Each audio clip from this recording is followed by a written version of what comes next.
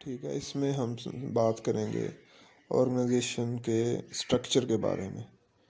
ठीक है कि विद इन ऑर्गेनाइजेशन किस किस तरह से आप एक हायरार्किकल चेन बना सकते हो, किस तरह से डिपार्टमेंट्स को रिसोर्सेज एलोकेट कर सकते हो।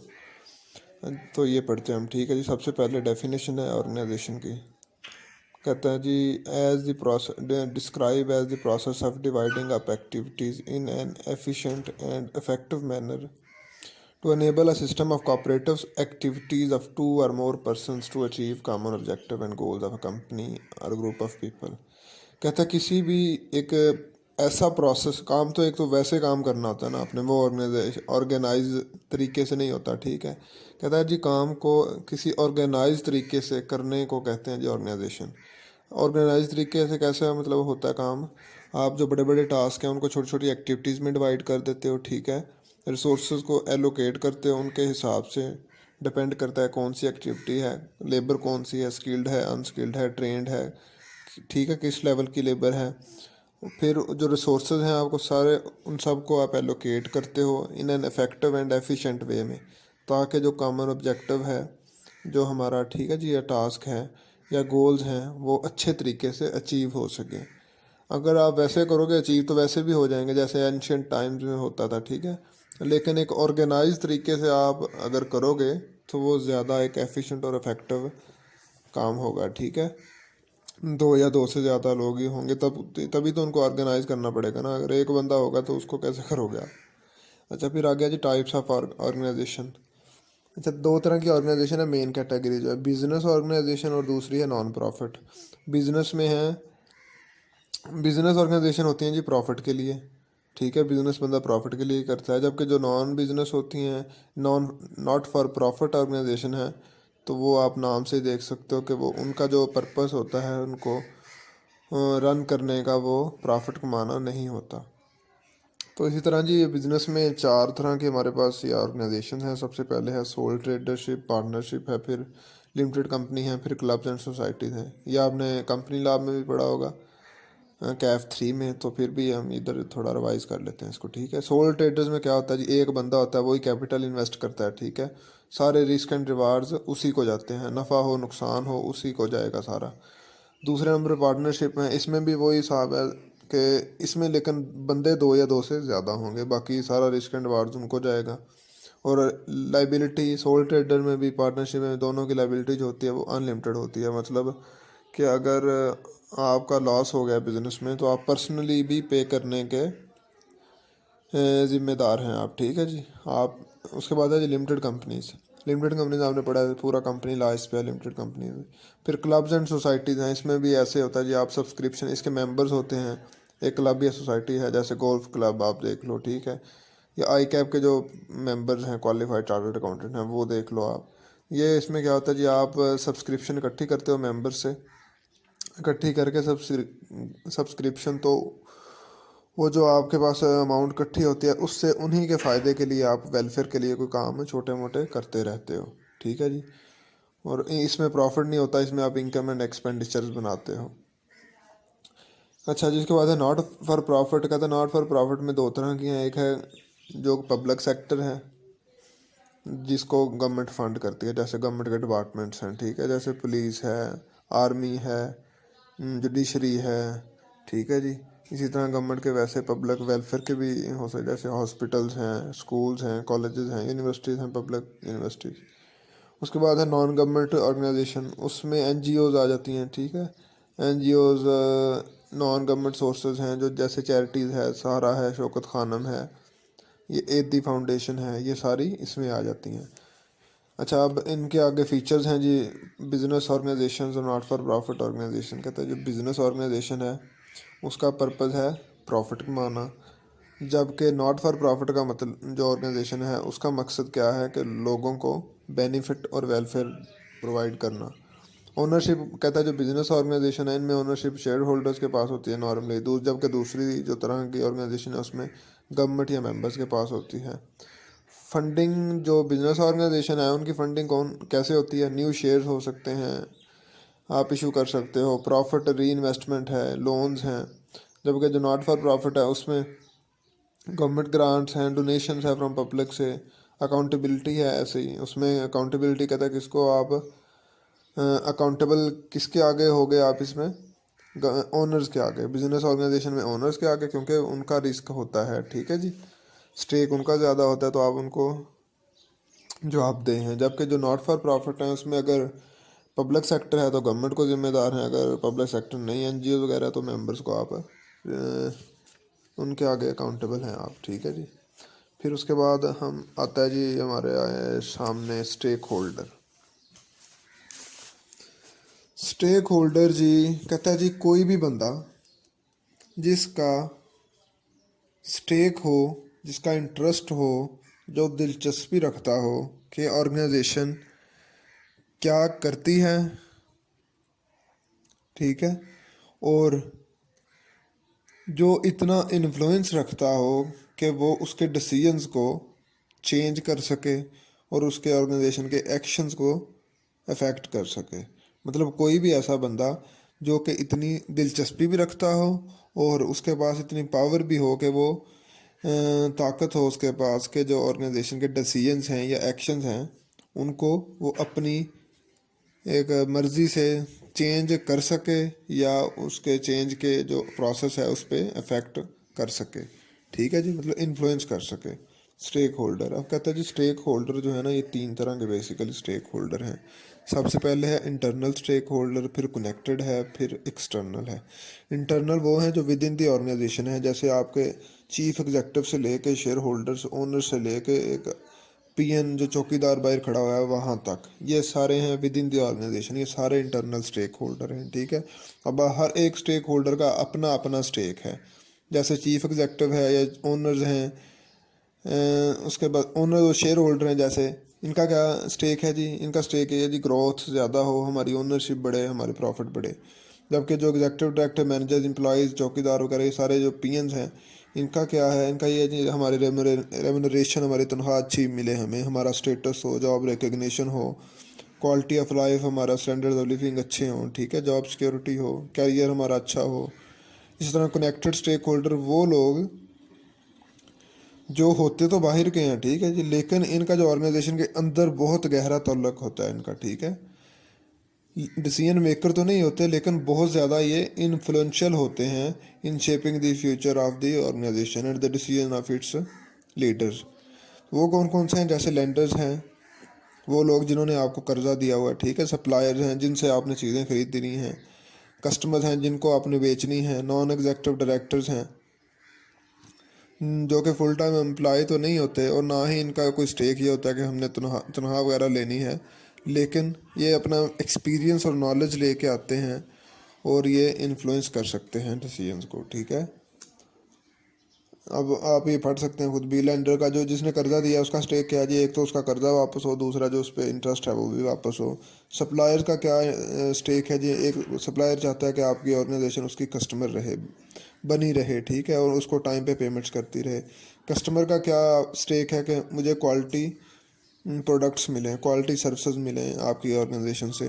नॉन एग्जेक्टिव डायरेक्टर इसी तरह उसका क्या स्टेक है, उसका उसका जी स्टेक यही है कि मैं जो ये एक्सपीरियंस और नॉलेज प्रोवाइड कर रहा हूँ इससे ऑर्गेनाइजेशन अच्छी से अच्छा काम करे, ठीक है, और दूसरे नंबर मेरी रिकग्निशन हो सोसाइटी में।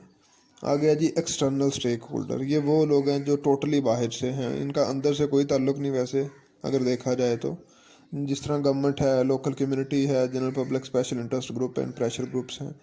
गवर्नमेंट क्या है जी, गवर्नमेंट चाहती है कि कंपनी की प्रॉफिटेबिलिटी बढ़े ताकि वो ज़्यादा से ज़्यादा टैक्सेस लगाए और उसको ज़्यादा रेवेन्यू जनरेट हो, स्ट्रॉन्ग इकानमी हो ओवरऑल पूरे मुल्क के लिए, ठीक है। और दूसरा जी अनएम्प्लॉयमेंट जो है वो कम हो, लोगों को रोज़गार मिले। लोकल कम्युनिटी है जो, उसका क्या है, उसका स्टेक ये है जी, अगर कोई एरिया है जहाँ पे कोई फैक्ट्री वगैरह नहीं है, ठीक है, और वहाँ के लोग भी इतने ज़्यादा पढ़े लिखे नहीं हैं या पढ़े लिखे हों भी वो बेरोज़गार हों, तो आप वहाँ पे जाके अगर कोई ऑर्गेनाइजेशन या बिज़नेस इस्टेब्लिश करते हैं तो उनका स्टेक ये है कि ये बंदा यहाँ आएगा तो हमें एम्प्लॉयमेंट मिलेगी। अच्छा, उसके बाद जी जनरल पब्लिक का क्या इंटरेस्ट है, जैसे पब्लिक हेल्थ है, इन्वायरमेंटल प्रोटेक्शन है, करप्शन ना हो, कंज्यूमर एक्सप्लॉयट ना हो, ये मतलब जनरल पब्लिक के हैं जो मतलब एक एथिक्स आप समझ लें। उसके बाद है जी सोर्सेज ऑफ पावर। कहता है ये जो स्टेक होल्डर्स हैं इनके पास पावर जो है वो कहाँ से आती है और कौन कौन सी इनके पास पावर होती है। कहता है जी हम पावर्स ये हैं जी लीगल राइट्स। कहता है ये किसके पास होते हैं, या कहता है जी या तो शेयर होल्डर के पास होते हैं, वोटिंग राइट्स होते हैं, ठीक है, कंपनी लॉ में। और दूसरे नंबर पे वो वाले लेंडर्स जिनके साथ आपने कंट्रेक्चुअल एक लीगल कॉन्ट्रैक्ट किया होता है तो उनके पास राइट्स होते हैं, ठीक है। जैसे उसके बाद है जी publicity and ability to influence customer और लेजिस्लेटर। अब इसमें कहता है किसके पास ये वाली पावर है और होती किसके पास है। होती है जी जैसे इन्वायरमेंटल प्रोटेक्शन ग्रुप्स हैं, ह्यूमन राइट्स हैं, एनिमल वेलफेयर एक्टिविस्ट्स हैं, ठीक है। ऐसे जो मतलब एक राइट्स ह्यूमन राइट्स वाले लोग होते हैं, ठीक है जी, वो ज़्यादा इन्फ्लुएंस कर सकते हैं कोई कैंपेन लॉन्च करके, ठीक है, या किसी सोशल मीडिया पे कोई डिस्क्लोज करके, कोई स्कैंडल निकाल के, ठीक है। उसके बाद है जी कंट्रोल ओवर की रिसोर्सेज। ये किसके पास ज़्यादा कंट्रोल होता है की रिसोर्सेज का, आपका जो मेजर सप्लायर है, क्योंकि जो मेजर सप्लायर है वो सबसे ज़्यादा रॉ मटेरियल जो आपके प्रोडक्शन में इस्तेमाल होता है वही देता है, तो इसलिए कहता है जी उसका कंट्रोल है। वो अगर आप प्राइस को ज़्यादा या कम करता है तो उसका डायरेक्ट इफेक्ट होगा आपके प्रोडक्शन पे और आपके बिजनेस पे। इसी तरह बाइंग पावर में कहता है जी कस्टमर इन्फ्लुएंस कर सकते हैं आपको, और वो किस तरह कहता है अगर आप थोड़ी सी भी प्राइस ज़्यादा करते हो तो वो स्विच कर जाएंगे, आपकी प्रोडक्ट को छोड़ के किसी दूसरे अल्टरनेटिव की तरफ चले जाएंगे। इस तरह जी power comes from internal source, वो एक्सटर्नल सोर्स थी, अब हम इंटरनल सोर्स पढ़ते हैं।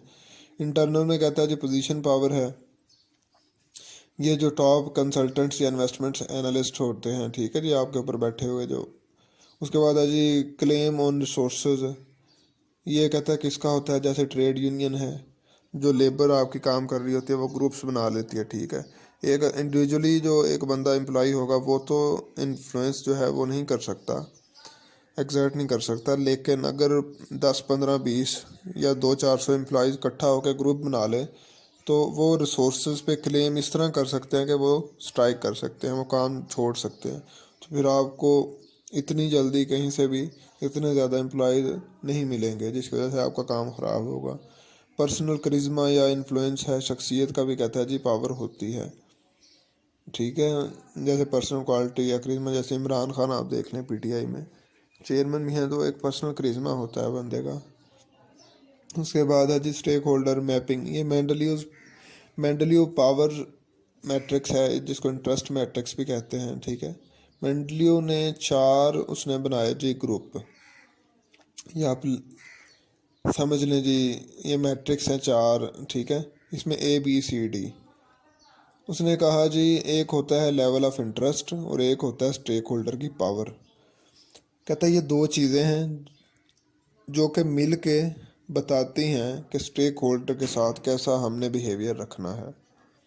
कहता है पहले नंबर पे क्या है जी, कहता है अगर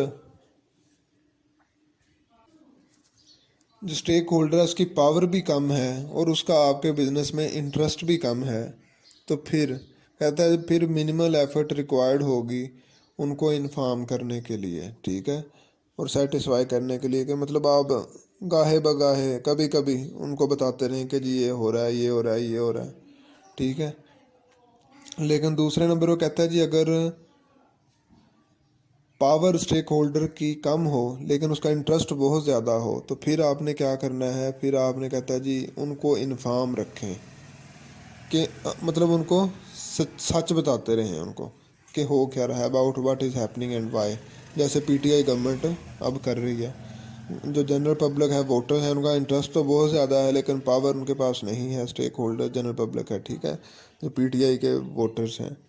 अब पीटीआई क्या करती है जी, वो काम करप्शन जितनी मतलब हो रही है, महंगाई हो रही है, वो हर चीज़ जो है वो डिस्क्लोज़ कर देती है।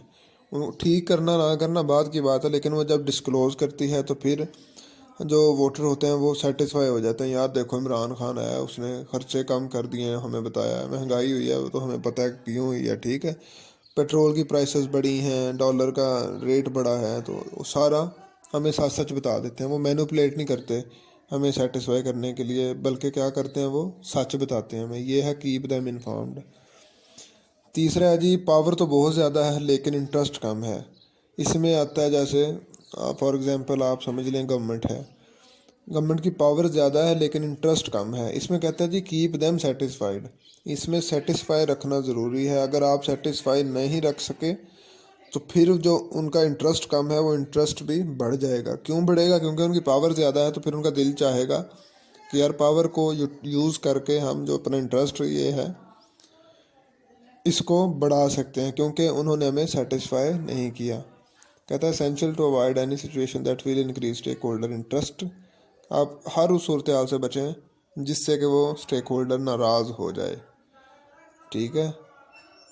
और आप उसको अब उसकी पावर यूज़ करने पे मजबूर ना करें, क्योंकि वो आपके नुकसान में होगा। जैसे गवर्नमेंट है, अब अगर आप उसको टैक्स देते रहेंगे, जो गवर्नमेंट के ऊपर ECI अडॉप्ट कर लिया आपने, लेकिन अगर आपने इनकार कर दिया तो इंटरेस्ट तो वैसे देखा जाए तो कम है, लेकिन जब इनकार करोगे आप किसी चीज़ से या कोई फ्रॉड होगा गवर्नमेंट के साथ, फिर गवर्नमेंट एक्शन लेगी। जब एक्शन लेगी क्योंकि उसकी पावर ज़्यादा है, तो फिर आपके बिज़नेस को एडवर्स इम्पैक्ट पड़ेगा। आपका बिज़नेस सील भी किया जा सकता है, या कोई बैन लगाया जा सकता है, या कोई पेनल्टी आपको डाली जा सकती है, ठीक है। उसके बाद है जी की प्लेयर्स। कहता है ये वो लोग हैं जिनकी पावर भी बहुत ज़्यादा है और जिनका बिजनेस में इंटरेस्ट भी बहुत ज़्यादा है। जैसे मेजर शेयर होल्डर्स होते हैं, ठीक है। तो कहता है जी इनके लिए ज़रूरी है कि आप इन की सपोर्ट हर वक्त अपने पास रहे, इनको इन्फॉर्म भी करते रहें, इनकी सपोर्ट भी। सबसे ज़्यादा इनकी सपोर्ट ज़रूरी है, क्योंकि इनका इंटरेस्ट भी हैवी है और पावर भी बहुत ज़्यादा है। उसके बाद है जी ऑर्गेनाइजेशनल स्ट्रक्चर। कहता है एक फॉर्मल अरेंजमेंट होती है एक्टिविटीज़ की, प्रोसेस और इंफॉर्मेशन कैसे फ़्लो करेगी, ठीक है। इनके सारे रूल्स एंड रेगुलेशंस होते हैं, ठीक है। एक फॉर्मल वे में एक्टिविटीज़ को रन करना, उसको हम कहते हैं जी ऑर्गेनाइजेशन स्ट्रक्चर। कहते हैं इसका मकसद क्या है? मकसद इसका ये है कि आप जो बड़े बड़े टास्क हैं उनको डिवाइड कर देते हो छोटे स्पेसिफिक जॉब और डिपार्टमेंट्स के अंदर, ठीक है। और हर इंडिविजुअल को उसकी आप रिस्पॉन्सिबिलिटी असाइन कर देते हो, ठीक है जी, आपने ये काम करना है और इसके आप जिम्मेदार हैं। फिर आप ग्रुप्स बना देते हो, जॉब्स को यूनिट्स में डिवाइड करते हो, ठीक है। इस्टेब्लिश करते हो relationship individual groups and departments का, कि इसकी ये पोजीशन होगी, ये इसको रिपोर्ट करेगा, ये इसको रिपोर्ट करेगा। फिर आप कहता है जो एंड पे क्या करते हो, रिसोर्सेज को एलोकेट करते हो। कहता है बहुत ज़रूरी है कि आपका जो ऑर्गेनाइजेशन स्ट्रक्चर है वो बहुत अच्छा हो, उससे आपके एम्प्लॉय सेटिस्फाइड हों। अगर एम्प्लॉय सेटिस्फाइड होंगे तो इससे आपके जो प्रॉफिटेबल रिटर्न्स हैं वो बढ़ेंगे, जिससे इवेंचुअली शेयर होल्डर भी खुश होंगे और सेटिस्फाई होंगे। कहता है ऑर्गेनाइजेशन स्ट्रक्चर है 3 तरह का, ठीक है। कौन कौन सा है? Entrepreneurial, functional, divisional. ये जो एंटरप्रेन्योरल स्ट्रक्चर है ये होता है जब बिज़नेस आप स्टार्ट कर रहे होते हो तो उसकी इनिशियल स्टेज पे नॉर्मली, ठीक है। आपने पहले पीछे भी पढ़ा था। तो एंटरप्रेन्योरल में एक ही बंदा होता है, ठीक है जी, सारे डिसीजन वो खुद कर रहा होता है, कोई फॉर्मल अरेंजमेंट नहीं होती, ठीक है। उसका अपना जो दिल चाहे पॉलिसी वो लेके आ सकता है, क्योंकि अकेला बंदा ना, कोई वही डायरेक्टर होता है, वही चीफ एग्जीक्यूटिव होता है, वही ओनर होता है, ठीक है। तो कहता है जी जब अकेला बंदा है तो इसका प्रोसेस, बिजनेस छोटा होगा तो प्रोसेस भी उसका सिंपल होगा, और बहुत थोड़ी सी प्रोडक्ट या सर्विस वो लोगों को प्रोवाइड कर रहा होगा। एम्प्लॉयज़ भी बहुत थोड़े होते हैं इसमें। दूसरा जी फंक्शनल ऑर्गेनाइजेशनल स्ट्रक्चर। फंक्शनल में कहता है जी क्या होता है, ये जब बिज़नेस थोड़ा सा और बड़ा होता है तो फिर ये फंक्शनल बन जाता है। फिर क्या होता है, आप उसको डिपार्टमेंट्स में डिवाइड कर देते हैं। पहले एक ही डिपार्टमेंट होते ही नहीं थे, डिपार्टमेंट का कॉन्सेप्ट जो इंटरप्रेन्योरल है, ठीक है। उसमें आप सारे एक्टिविटीज़ लेके जा रहे हो, जिधर दिल कर रहा है जिसको उठा के उधर फेंक रहे हो, किसी एम्प्लॉय को उधर लेके जा रहे हो, ठीक है। लेकिन जाता कहता है जब थोड़ा सा और बिजनेस बड़ा होता है आपका तो फिर आप फंक्शनल अडॉप्ट करते हो। फंक्शनल में क्या होता है, फिर आप डिपार्टमेंट्स बना देते हो छोटे छोटे, ठीक है। जैसे प्रोडक्शन का डिपार्टमेंट अलहदा बना दिया, मार्केटिंग का अलहदा, अकाउंट्स का अलहदा, HR का अलहदा। अब इसमें क्या होता है, हर डिपार्टमेंट में आप एक मैनेजर अपॉइंट करते हैं जो उस डिपार्टमेंट का हेड होता है, ठीक है। फिर उन सब डिपार्टमेंट्स के ऊपर एक आप बोर्ड ऑफ डायरेक्टर बनाते हो, ठीक है। अब वो जो हर डिपार्टमेंट का जो मैनेजर होता है वो बोर्ड ऑफ डायरेक्टर को जाके रिपोर्ट करता है। आगे बोर्ड ऑफ डायरेक्टर जाके उसके जो ओनर्स हैं उनको रिपोर्ट करते हैं। इसके कहते हैं फ़ायदे क्या हैं फंक्शनल के, कहते हैं फंक्शनल के फ़ायदे ये हैं कि development of skills and expert knowledge हो। ठीक है। जब हर बंदे को आप एक स्पेसिफिक टास्क दे दोगे तो उसकी जो स्किल्स है वो डेवलप होगी और उसका जो नॉलेज है वो इंक्रीज होगा, जिसकी वजह से वो अपने डिपार्टमेंट का एक्सपर्ट बन जाएगा। दूसरे नंबर पर कहता है जी efficient use of human resource, और तीसरे नंबर पे स्मूथ कोऑर्डिनेशन होती है within the similar function. अच्छा, अब है जी डिविजनल। ये जब बिजनेस और आपका थोड़ा सा बड़ा होता है, मतलब काफ़ी बड़ा होता है, तो फिर आप डिवीजन ऑर्गेनाइजेशन स्ट्रक्चर की तरफ चले जाते हो। इसमें क्या होता है, डिवीजन नाम से भी आप देख लें कि डिवीजन्स बना देते हो आप। पहले में फंक्शंस है ही नहीं थे, ठीक है, डिपार्टमेंट का कॉन्सेप्ट नहीं था। दूसरे में डिपार्टमेंट का कॉन्सेप्ट आया। तीसरे में डिपार्टमेंट का तो कॉन्सेप्ट है लेकिन साथ में डिवीजन्स का कॉन्सेप्ट है। इसमें आप डिवीजन बना देते हो डिफरेंट सिटीज़ में, डिफरेंट कंट्रीज़ में, ठीक है, डिफरेंट लोकेशंस पे। तो उन डिवीजन में आप वो डिवीजन, हर डिवीजन ऐसे ही होती है जैसे एक प्रॉपर बिजनेस है, जैसे फंक्शनल ऑर्गेनाइजेशनल स्ट्रक्चर है। हर डिवीजन ऐसे काम करती है। हर डिवीज़न में डिपार्टमेंट्स होते हैं, उनके मैनेजर्स होते हैं जो कि उस डिवीज़न का जो हेड होता है उसको रिपोर्ट करते हैं। फिर सब डिवीज़न के जो हेड होते हैं, तमाम जो डिवीज़न हैं उनके हेड जो हैं वो बोर्ड ऑफ डायरेक्टर जो ओवरऑल कंपनी के हैं उनको रिपोर्ट करते हैं आके। ठीक है। अब कहता है ये जो डिवीज़न हैं ये किस किस की बेस पे आप डिवीज़न बना सकते हो। जियोग्राफिकल एरिया, जैसे डिफरेंट लाहौर सिटीज़ हैं, लाहौर, इस्लामाबाद, कराची, ठीक है। या प्रोडक्ट की बेस पे भी आप बना सकते हो डिवीजन, कि कोई टीवी की प्रोडक्ट है उसकी अलहदा डिवीजन बना दी, मोबाइल की है उसकी अलहदा डिवीजन है। इस तरह कस्टमर की बेस पे भी बना सकते हो। इंडस्ट्रियल आपके कस्टमर हैं तो आप अलहदा उसकी डिवीजन बना दो। कंज्यूमर हैं तो उनकी अलहदा बना दो आप। प्रोसेसेस की बेस पे भी कहता हो सकता है, जैसे लेंडिंग है, जनरल बैंकिंग है, फाइनेंसिंग है, आप पूरी डिवीजन उठा के उसको अलहदा कर दो। मतलब आप ये समझ लो कि ये बिल्डिंग ही अलहदा हो गई है। ठीक है।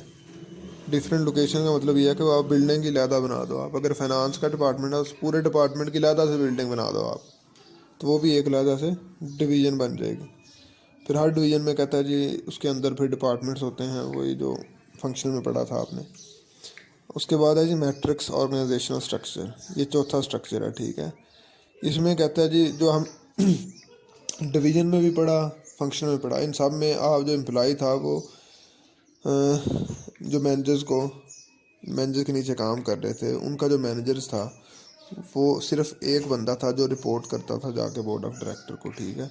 लेकिन मैट्रिक्स में कहता है ऐसा नहीं होता, इसमें दो मैनेजर रिपोर्ट करते हैं। कहता है दो मैनेजर किस तरह, कहता है एक मैनेजर वो होता है जो उस डिवीज़न का हेड हो, ठीक है, और दूसरा मैनेजर वो होता है जिसको हम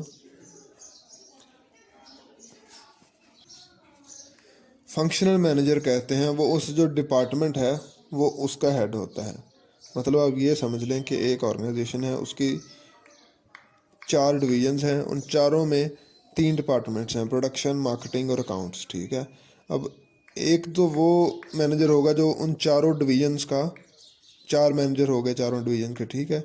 लेकिन एक तीन मैनेजर आप ऊपर जो आपका हेड ऑफिस है उसमें बिठाते हो, जो कि उन चारों डिवीजन के जो 3 डिपार्टमेंट्स हैं, हर वो मैनेजर उस रेलेवेंट डिपार्टमेंट का हेड होता है, जिसको हम फंक्शनल कहते हैं मैनेजर। अब फंक्शनल मैनेजर क्या करता है, वो रेलेवेंट डिपार्टमेंट जो जितनी भी डिवीजन है उन सब में जो उसका रेलेवेंट डिपार्टमेंट है, जैसे प्रोडक्शन का जो हेड होगा या प्रोडक्शन डिपार्टमेंट का जो फंक्शनल मैनेजर होगा, तो वो जितनी भी डिवीजन हैं उस सब के जो प्रोडक्शन के डिपार्टमेंट हैं वो वहाँ देखता रहेगा कि कोई टेक्निकल इशू आया तो वहाँ उसको सॉर्ट आउट करेगा। ठीक है। एम्प्लॉयज़ को बताता रहेगा कि ये चीज़ें आप अडॉप्ट करो। जबकि जो डिवीजनल मैनेजर होगा वो अपनी पूरी डिवीजन का जिम्मेदार है, तो वो भी रिपोर्ट करेगा। मतलब 2 तरह के मैनेजर रिपोर्ट करेंगे जाके बोर्ड ऑफ डायरेक्टर को। ठीक है। अब कहता है जी इसमें मसला भी हो सकता है। एक तो फ़ायदा ये है कि काम मतलब जल्दी होता है, ठीक है, और अच्छी सुपरविजन होती है। लेकिन कहता है इसका मसला भी यहाँ पे बनता है। वो कैसे कि जो एम्प्लॉई है ना वो बहाने भी बना सकता है। ठीक है। अगर टेक्निकल मैनेजर उसे पूछेगा, जो जिसे हम फंक्शनल मैनेजर कहते हैं, कि भाई आपने काम क्यों नहीं किया, तो वो कहता है बहाना बना सकता है आगे से कि मैंने तो डिविजनल मैनेजर जो था उसकी मैं असाइनमेंट थी उसको मैं कंप्लीट कर रहा था। ठीक है। अगर डिवीजनल मैनेजर उससे पूछे तो वो ये बहाना बना सकता है कि फंक्शनल मैनेजर मुझसे पूछ रहा था। तो कहता है जिससे ये इनएफिशिएंट बन जाता है, ये इसका एक नुकसान है। और दूसरे नंबर पे कहता है इसका नुकसान ये है कि जो एम्प्लॉई है वो प्रेशर में हर वक्त रहता है, स्ट्रेस में रहता है। क्योंकि जब दो बंदे उसके ऊपर को उसे डायरेक्शन दे रहे होंगे, ठीक है, एक करेगा इधर जाओ, दूसरा कहेगा उधर जाओ, ठीक है, दो बंदे जब ऑर्डर देंगे तो वो जो एम्प्लॉई है वो स्ट्रेस में आ जाएगा, वो भी आपकी ऑर्गेनाइजेशन के लिए ठीक नहीं है। कहते हैं तो मैट्रिक्स कहाँ पे अच्छा होगा, जहाँ पे आप इनकरेज करेंगे कम्युनिकेशन को, ठीक है। और दूसरा इसमें कहता है जी जो आपका जो मकसद होता है ना वो गेटिंग जॉब डन होता है, कि काम का हो जाना होता है, ठीक है।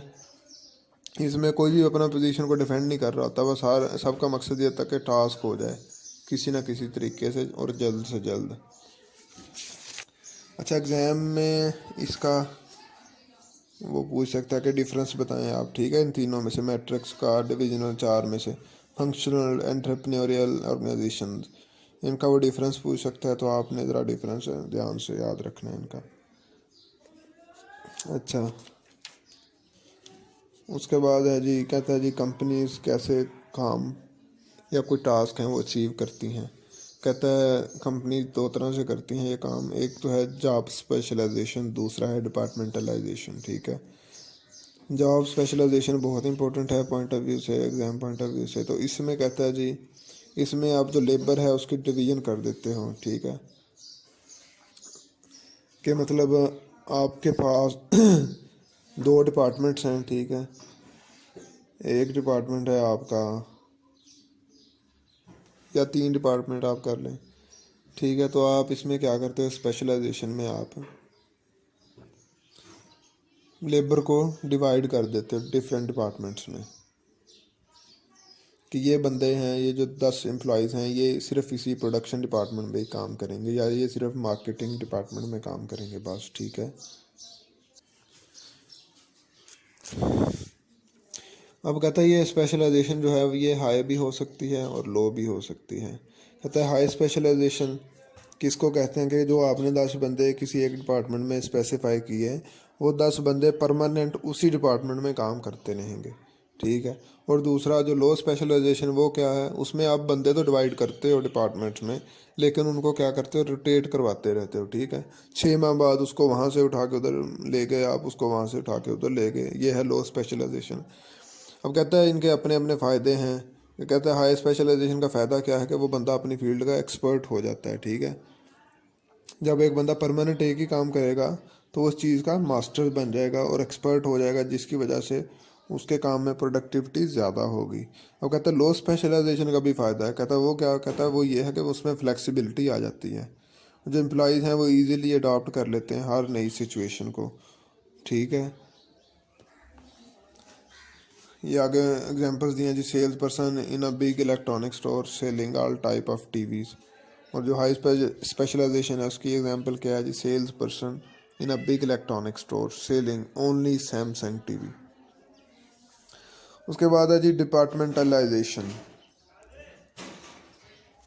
हम कहते हैं इसमें क्या होता है, आप डिफरेंट तरह की जो जॉब्स हैं उन सबको इकट्ठा करके एक रेलिवेंट डिपार्टमेंट उनका बना देते हो, ठीक है।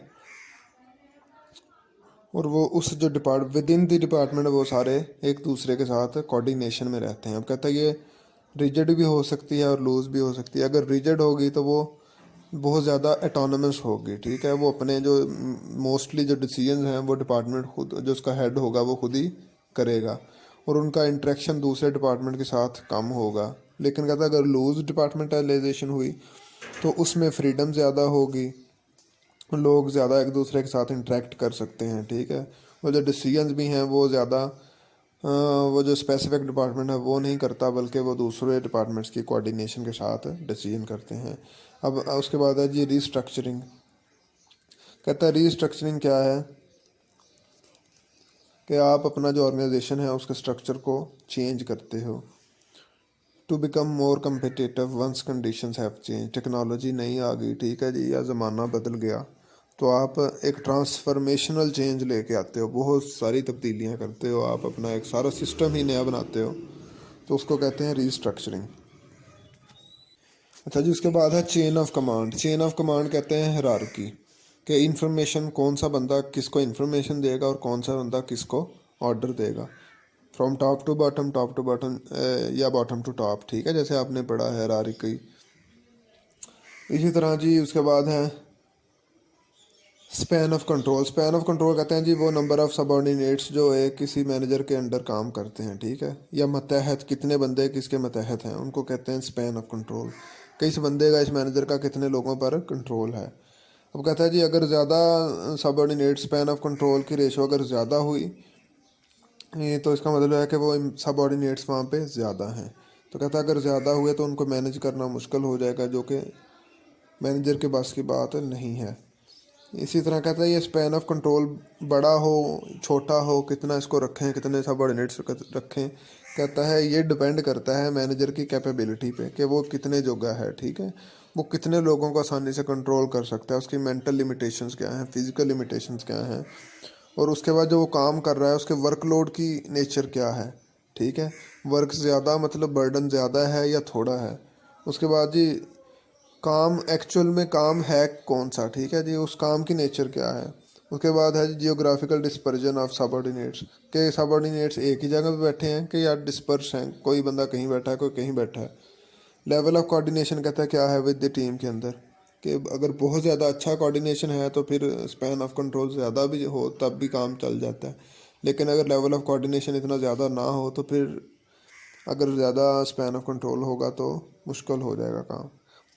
अब कहता है ये जो स्पैन ऑफ कंट्रोल है ये दो तरह के होते हैं, एक होता है टाल, दूसरा वाइड, ठीक है जी।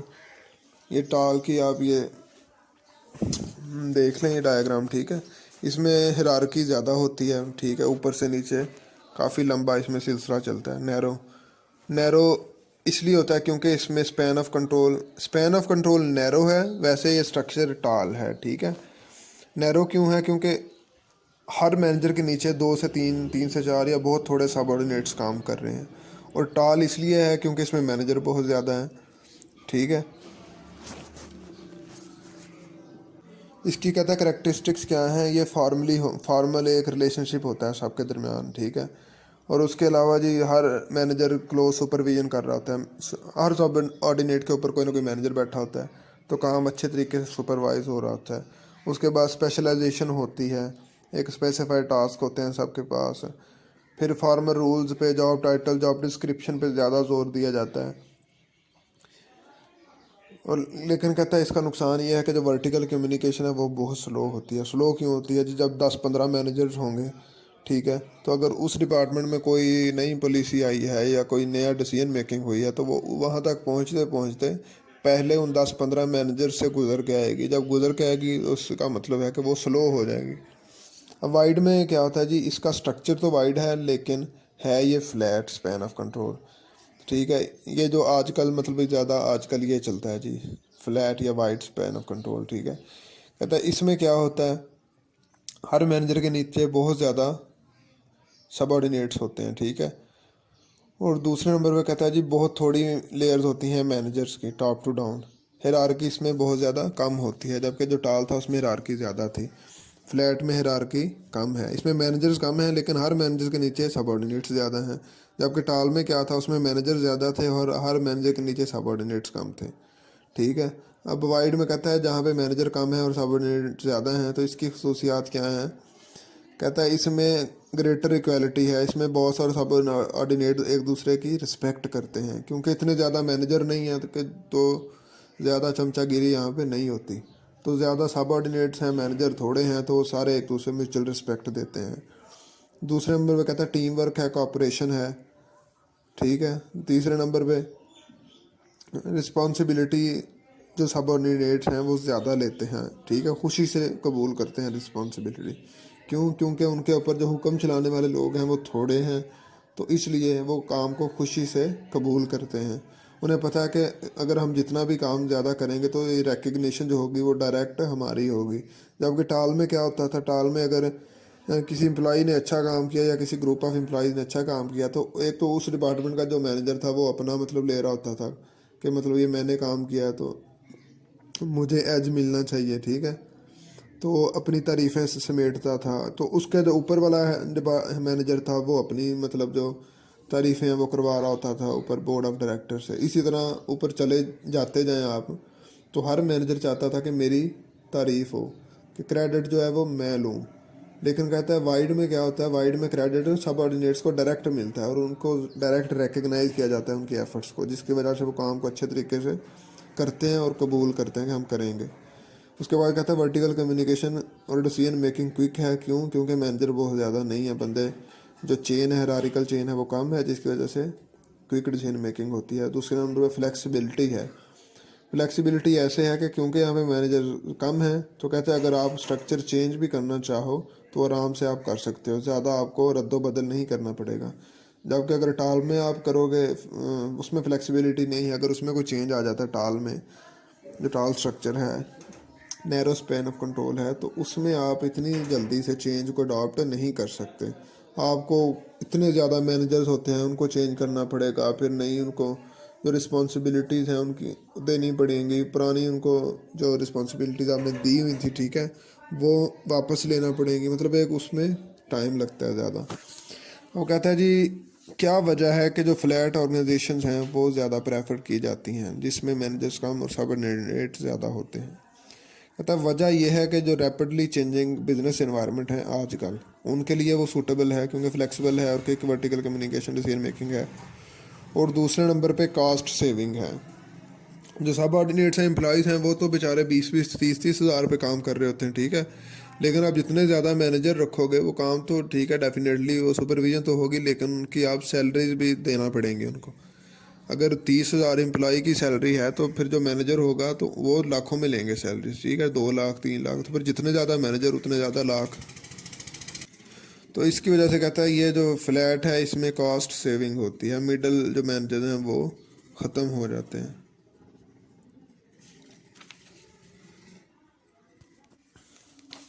अच्छा जी, उसके बाद है जी organizational relationships and implementing strategy.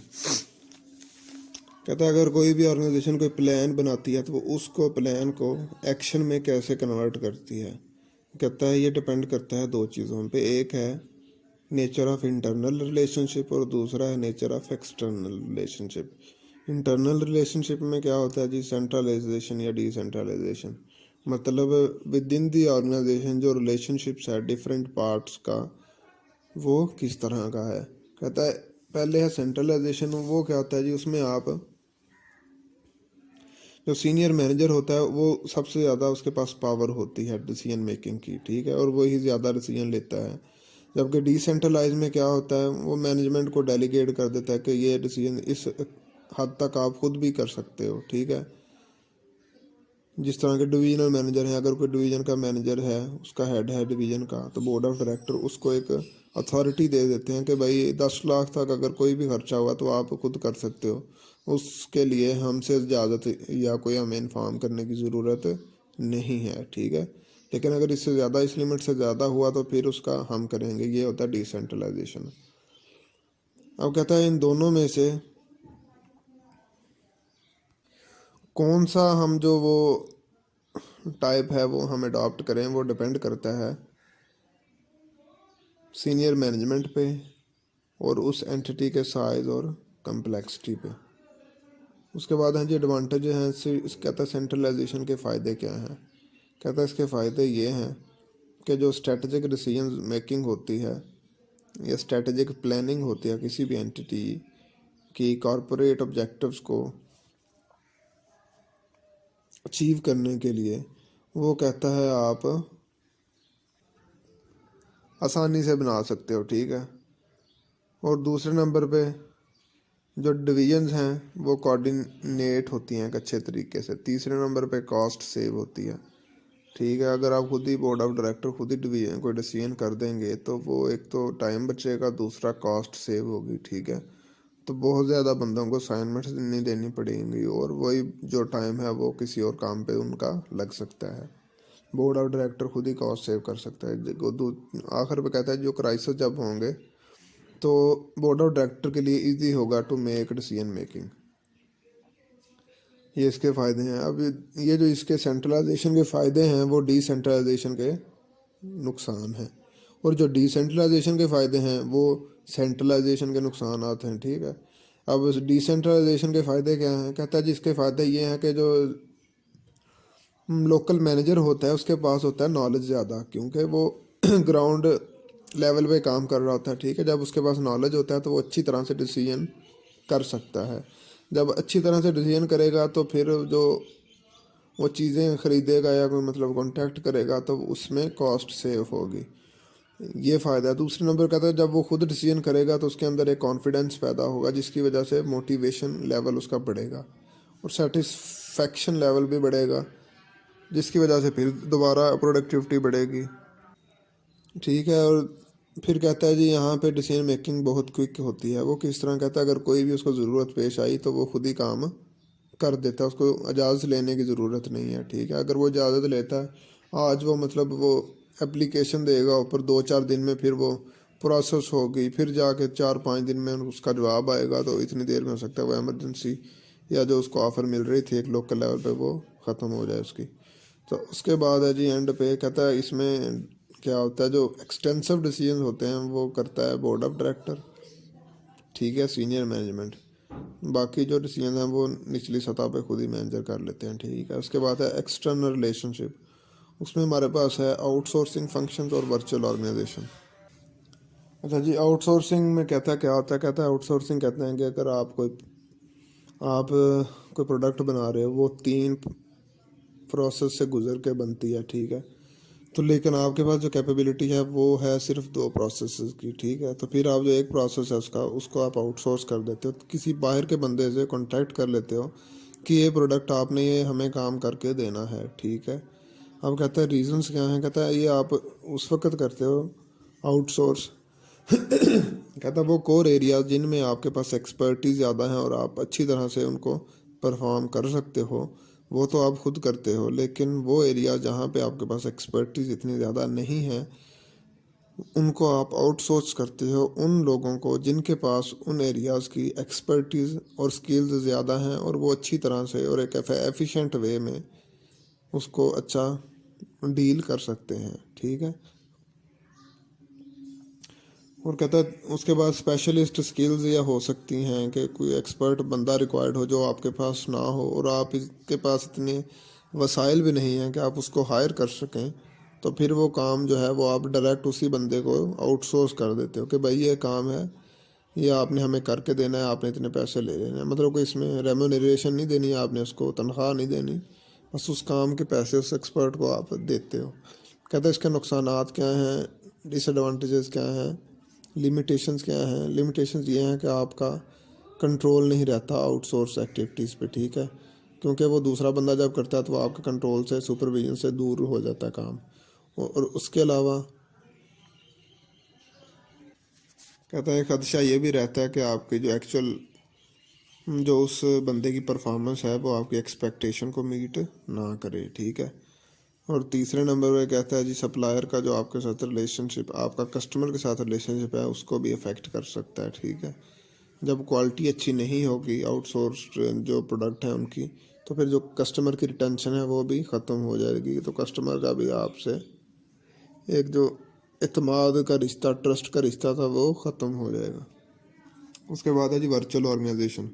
कहता है जो वर्चुअल ऑर्गेनाइजेशन जो आप देखने आज तक दराज.pk है, अमेजोन है, ठीक है, नियर पीयर है, ये सारी वर्चुअल ऑर्गेनाइजेशन है। कहता है ये वो वाली ऑर्गेनाइजेशन है जिनका अपना ना ही कोई बिल्डिंग होती है, ना कोई स्ट्रक्चर होता है, ना ही लंबा चौड़ा इनका कोई सिस्टम होता है, ना कोई एम्प्लॉयज़ इतने ज़्यादा होते हैं। ये एक बंदा नॉर्मली किसी एक कमरे में बैठ के छोटे से में एक बहुत बड़े बिजनेस को रन कर रहा होता है, ठीक है। वो क्या करता है, वो सप्लायर और कस्टमर को आपस में कोऑर्डिनेट करवा देता है, जिसको ज़रूरत है उसको उससे मिलवा देता है जिसने वो चीज़ सेल करनी होती है, ठीक है। कहता है किस तरह से ऑपरेट करते हैं, कहता है आईटी सिस्टम से, कम्युनिकेशन नेटवर्क जैसे टेलीफोन, ईमेल से, business contacts of for outsourcing all operation business contacts है, वो कॉन्टैक्ट्स उनके पास होते हैं जिसकी वजह से वो लोगों को कोऑर्डिनेट आपस में करवा देते हैं, ठीक है। तो कहता है इनका जो मेजर इनकी जो कंपिटेंस है, कोर कंपिटेंस है, वो इनका ब्रांड नेम ही है, ठीक है।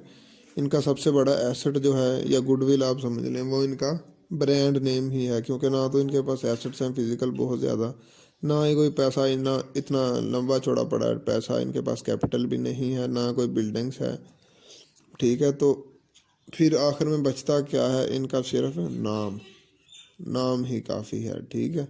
तो मतलब इनका जो ब्रांड नेम है वही इनका सबसे बड़ा एसेट होता है। लो जी, ये थी वर्चुअल ऑर्गेनाइजेशन। उसके बाद आप देख लें जी, हमारे पास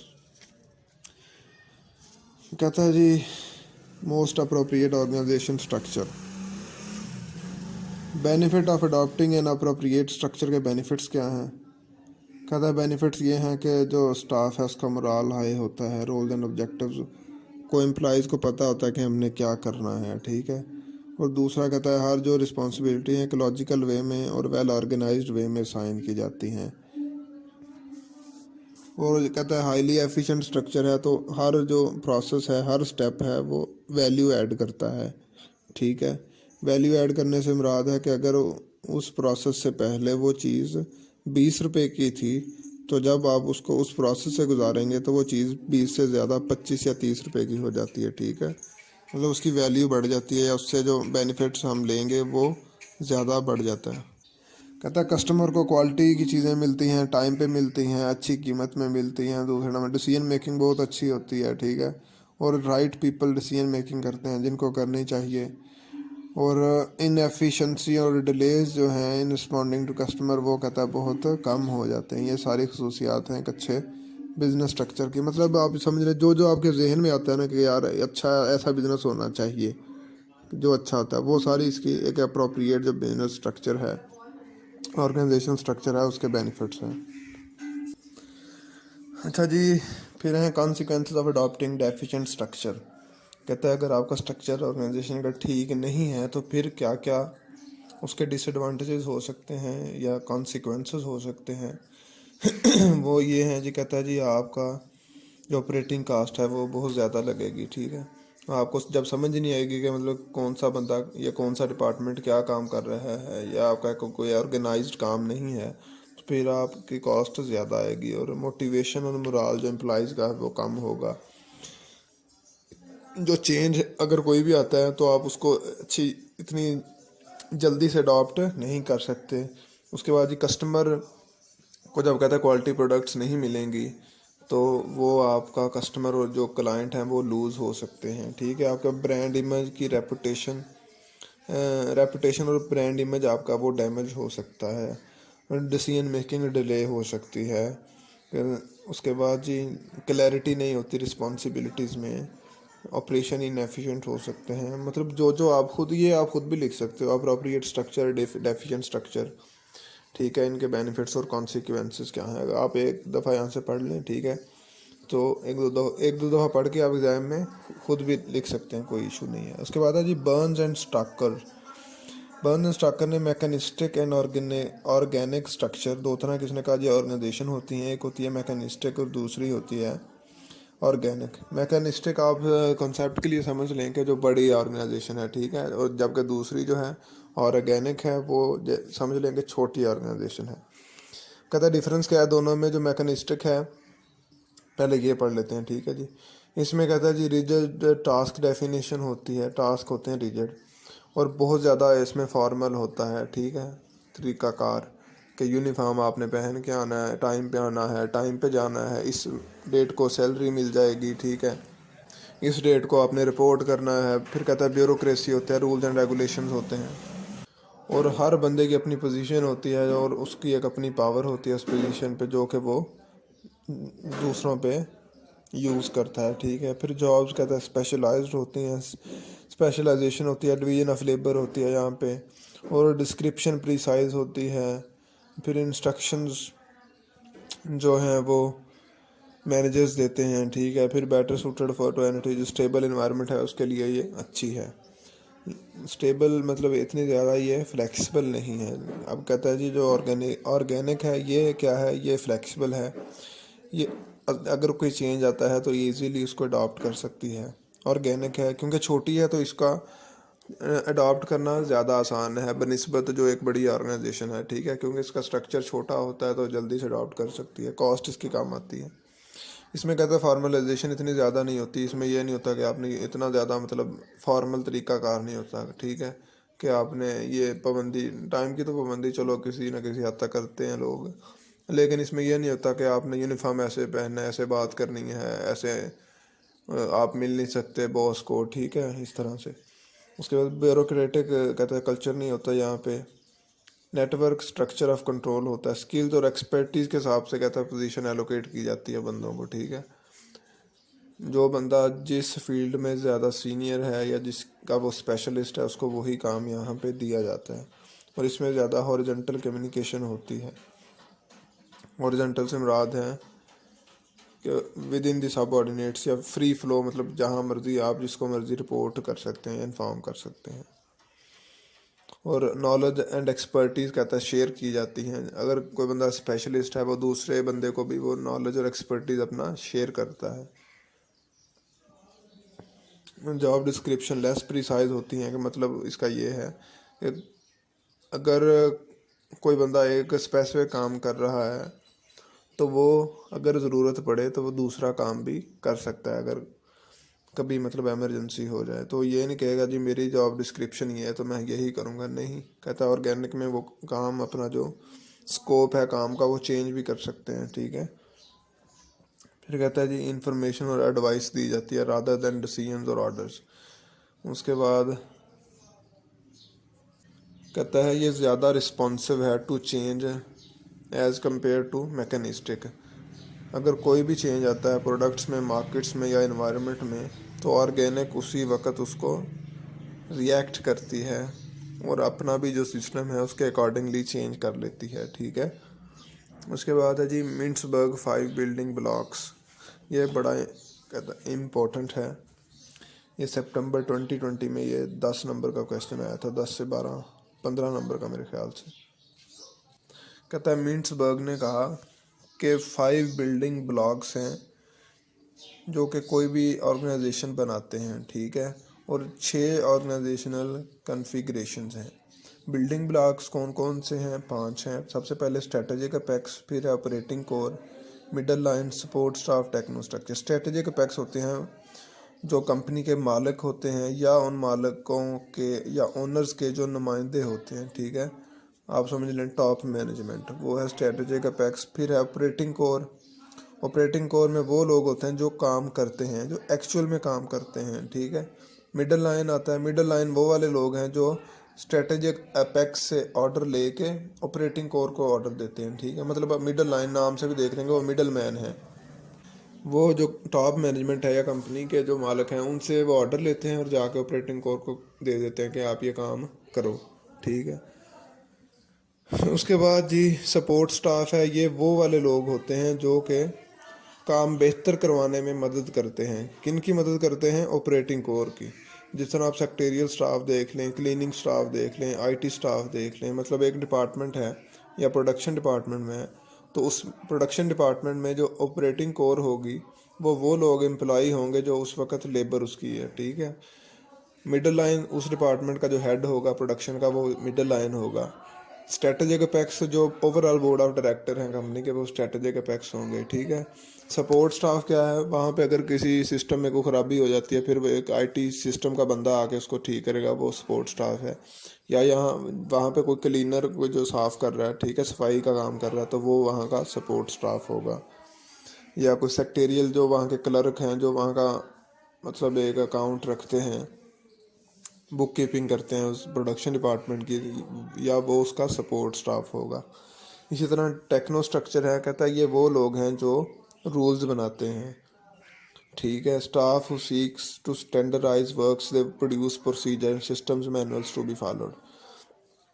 टेक्नो स्ट्रक्चर का काम क्या होता है कि ये रूल्स एंड रेगुलेशंस बना रहे होते हैं कि जो सारा सिस्टम है जिसमें operating core, middle line, support staff काम कर रहे हैं उस सिस्टम को स्टैंडर्डाइज कैसे करना है। तो एक स्टैंडर्ड वे ये बना के देते हैं टेक्नो स्ट्रक्चर। इनका काम यही होता है कि रूल्स एंड रेगुलेशंस बनाते रहना। ये रूल्स एंड रेगुलेशन बनाते हैं, फिर वो जो स्ट्रेटेजिक अपेक्स उनको अप्रूव करती है तो फिर वो लागू होता है, फिर वो सबको फॉलो करना पड़ता है, ठीक है। ये तो थे इसके जी 5 बिल्डिंग ब्लॉक्स। अब आगे हैं जी ऑर्गेनाइजेशनल कॉन्फ़िगरेशंस। हम कहते हैं ये 6 तरह की ऑर्गेनाइजेशन है। अब इन 6 तरह की ऑर्गेनाइजेशन में ये जो 5 बिल्डिंग ब्लॉक्स हैं ये कैसे काम करते हैं या कौन सी ऑर्गेनाइजेशन में कौन सा रेलेवेंट बिल्डिंग ब्लॉक्स आएगा। अच्छा जी, इसके इसमें है हमारे पास सबसे पहले सिंपल स्ट्रक्चर ऑर्गेनाइजेशन कॉन्फ़िगरेशन में। सिंपल स्ट्रक्चर कहते हैं जी जो कि इंटरप्रेन्योरियल, जो हमने एक स्ट्रक्चर पढ़ा था पीछे, ठीक है, वही उसको कहते हैं सिंपल स्ट्रक्चर। मतलब कोई लंबा चौड़ा है, इसमें डिपार्टमेंट्स नहीं होते, ना ही इतनी ज़्यादा एक्टिविटीज़ हो रही होती हैं। तो इसमें कहता है सिंपल स्ट्रक्चर है, एक ही बंदा ज़्यादा ऑल इन ऑल होता है, तो इस जिसकी वजह से स्ट्रेटेजिक अपेक्स यहाँ पे जो मेन इन्फ्लुएंस बिल्डिंग ब्लॉक होगा, इन्फ्लुएंशियल होगा बिल्डिंग ब्लॉक्स, वो कौन सा होगा? स्ट्रेटेजिक अपेक्स, जो कि टॉप मैनेजमेंट है, मतलब वही एक बंदा। तो इसमें कहता है ना ही मिडल लाइन होता है, ना सपोर्ट स्टाफ होता है, और टेक्नो स्ट्रक्चर भी नहीं होता। और दूसरा कहता है जिसके फ़ायदे क्या हैं, ये फ्लेक्सिबल होता है और रिएक्ट करता है quickly to change in the environment, ठीक है, क्विकली रिएक्ट करता है। अच्छा, ये आप समझ लें कि जो छोटा बिजनेस होगा ना, वो किसी भी तरह का हो, वो रिएक्ट जल्दी करता है, वो रिस्पॉन्सिव होता है to change in the environment, ठीक है, उसके लिए खुद को बदलना इतना ज़्यादा मुश्किल नहीं होता। अच्छा, उसके बाद है मशीन ब्यूरोक्रेसी। कहता है इसमें जो सबसे बड़ा डोमिनेट एलिमेंट है वो है टेक्नो स्ट्रक्चर। इसमें ब्यूरोक्रेसी कंट्रोल करती है, वही रेगुलेशंस बना के देती है। कहता है इसका चेंज होना बड़ा मुश्किल है, कि अगर कोई इन्वायरमेंट में चेंज आ गया तो इसका चेंज होना बड़ा मुश्किल है। क्यों? क्योंकि यहाँ पे एक already establish rules and regulations होते हैं। अगर कोई चेंज आता है तो फिर वो पूरा आपको एक दोबारा से सिस्टम चलाना पड़ेगा, ठीक है, दोबारा से फिर रूल्स एंड रेगुलेशन पॉलिसी बना के उनको अप्रूव करवा के फिर इम्प्लीमेंट करना पड़ेगा। तो इसलिए कहता है ये ज़्यादा सूटेबल है स्टेबल बिजनेस एनवायरनमेंट के लिए, वो वाले बिजनेस एनवायरनमेंट्स जिनको इतनी ज़्यादा जल्दी चेंज नहीं होना पड़ता, ठीक है। फिर है प्रोफेशनल ब्यूरोक्रेसी। कहता है प्रोफेशनल ब्यूरोक्रेसी में सबसे ज़्यादा जो डोमिनेट एलिमेंट है वो है ऑपरेटिंग कोर, ठीक है। तो इसमें कहता है ज़्यादा जो प्रोफेशनल, जो स्किल्ड पर्सन्स और इंडिविजुअल्स होते हैं वो काम करते हैं। जैसे कोई सीए फर्म्स देख लें आप, या कोई लॉ फर्म्स है, ठीक है, वहाँ पे जो एक्चुअल जो लोग होते हैं वो होते हैं ऑपरेटिंग कोर, मतलब वही ऑपरेशन प्रोफेशनल होते हैं और वो स्पेशलिस्ट होते हैं और वही ज़्यादा काम करते हैं। एक्चुअल में जो बंदा काम करता है उसको कहते हैं ऑपरेटिंग कोर, ठीक है। तो वो प्रोफेशनल ही कहता है, वहाँ पे ऑल इन ऑल होते हैं और वही काम करते हैं। उसके बाद है जी डिविजनलाइज्ड फार्म। तो इसमें कहता है जी मिडल लाइन होता है, ये जो आपने पीछे पढ़ा था ना डिविजनल स्ट्रक्चर, तो ये वही जो स्ट्रक्चर है उसकी बात कर रहा है कि डिविजनलाइज्ड फार्म। कहता है इसमें ज़्यादा मिडल लाइन का रोल होता है। मिडल लाइन वो वाला मैनेजर जो स्ट्रेटेजिक पैक्स ऊपर से ऑर्डर लेता है और नीचे ऑपरेटिंग कोर को दे देता है अपने डिपार्टमेंट में। तो कहता है ये किसी हद तक अपना इन्फ्लुएंस भी कर सकते हैं अपने रेलेवेंट डिपार्टमेंट में स्ट्रेटेजिक अपेक्स को बताए बगैर, ठीक है। तो उसके बाद है जी एडहोक्रेसी। एडहोक्रेसी में कहता है जो डोमिनेंट फैक्टर है यहाँ पे है सपोर्ट स्टाफ। इसमें कहता है क्या होता है, ये कम्प्लेक्स और डिसऑर्डर्ड स्ट्रक्चर है, making extensive use of team work and project based work. इसमें टीम वर्क ज़्यादा होता है, इसमें प्रोजेक्ट्स होते हैं, जैसे आईटी कंपनीज हैं, ठीक है, वो इन्होंने कोई सॉफ्टवेयर बनाना है तो वो सारे काम कर रहे होते हैं, उनको ना कोई सोने की होश होती है, ठीक है, ना कोई खाने की होश होती है। तो जब तक वो सॉफ्टवेयर नहीं बना लेते तो वो मतलब लगे रहते हैं। तो इसलिए कहता है जी ये बड़ा कम्प्लेक्स है और डायनामिक बिजनेस इन्वायरमेंट है, जहाँ पे इनोवेशन कहता है बहुत ज़रूरी है। जैसे आपको एग्जांपल दी मैंने कि आईटी सिस्टम, आईटी फर्म्स होती हैं या आईटी कंपनीज होती हैं, ठीक है। तो यहाँ पे कहता है सपोर्ट स्टाफ बहुत ज़्यादा इम्पोर्टेंट है। सपोर्ट स्टाफ जैसे हमने पढ़ा था कि क्लीनिंग स्टाफ या आईटी स्टाफ, ठीक है। तो उसके बाद आ गया जी मशीनरी ऑर्गेनाइजेशन। कहता है ये वाहद एक कॉन्फ़िगरेशन है जिसमें इन 5 बिल्डिंग ब्लॉक्स में से कोई भी नहीं असाइन होता, ठीक है जी। इसमें क्या होता है, कहता है जो तमाम मेंबर्स हैं वो उन शेयर करते हैं कॉमन बिलीव्स एंड वैल्यूज़, ठीक है, और unwilling to compromise to accept change. तो चेंज का यहाँ भी आना बहुत मुश्किल होता है। ये भी ज़्यादातर स्टेबल इन्वायरमेंट में काम करते हैं और ये स्मॉल एंटिटीज़ होती हैं जिनके जो सिस्टम और इन्वायरमेंट हैं वो बड़े सिंपल और स्टेबल होते हैं, ठीक है जी। ये हमने 6 कॉन्फ़िगरेशंस पढ़ी, 5 बिल्डिंग ब्लॉक्स पढ़े। तो आपने क्या करना है, आपने ये जो लास्ट अटेम्प्ट थी सितंबर 2020 उसका क्वेश्चन है मिंट्सबर्ग का, जिसमें उसने 4 कॉलम्स दिए हैं हमें, ठीक है जी, 4 से 5 कॉलम। एक कॉलम में जिसने हमें कन्फिग्रेशन बताई हैं, फिर ठीक है जी, एक कॉलम में उसने बिल्डिंग ब्लॉक्स के बारे में बताया, फिर बिजनेस एनवायरनमेंट के बारे में बताया कि कौन सा स्टेबल एनवायरनमेंट के लिए अच्छा है, कौन सा जो चेंजिंग एनवायरनमेंट है उसके लिए अच्छा है, कौन सा कम्प्लेक्स के लिए अच्छा है, कौन सा डायनामिक के लिए अच्छा है, ठीक है। फिर उसने मेन कोऑर्डिनेटिंग फैक्टर बताए हैं, इंटरनल फीचर्स बताए हैं, ठीक है। ये जो अगर आप ये पढ़ लें अच्छी तरह से पढ़ेंगे तो फिर आप वो उन कॉलम को मैच करना इतना ज़्यादा मुश्किल नहीं होगा, ठीक है। ये 10 नंबर का क्वेश्चन था, आसान था। तो आप ये चैप्टर करके तो ये क्वेश्चन कोशिश करें, लाजमी करें। और इसके जो पास्ट पेपर हैं उसमें से भी जो और पिछले पास्ट पेपर हैं मिंट्सबर्ग के, आप अच्छी तरह से देख लें। बर्न एंड स्टाकर का जो डिफरेंस है मैकेनिस्टिक और ऑर्गेनिक स्ट्रक्चर का, वो अच्छी तरह से देख लें। वर्चुअल ऑर्गेनाइजेशन का देख लें, आउटसोर्सिंग का देख लें। मतलब ये चैप्टर है भी इतना ज़्यादा मुश्किल नहीं है, लेकिन इम्पोर्टेंट भी है, ठीक है। तो ये स्टेक होल्डर्स में आप सिर्फ ये जो मेंडलीव की पावर हैं या मैट्रिक्स, मेंडलीव के मैट्रिक्स है, ये देख लें आप इसको, ठीक है जी।